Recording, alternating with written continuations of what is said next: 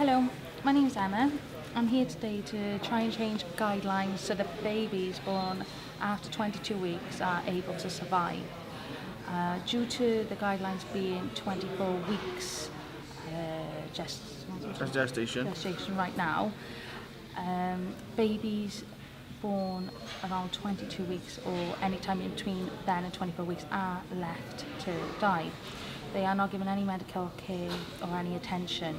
So I am fighting so that each baby is seen as individual and their weight is taken into account and their colour, and they are assessed properly by a medical team.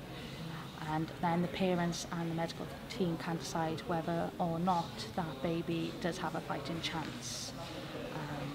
So that is why I'm here today.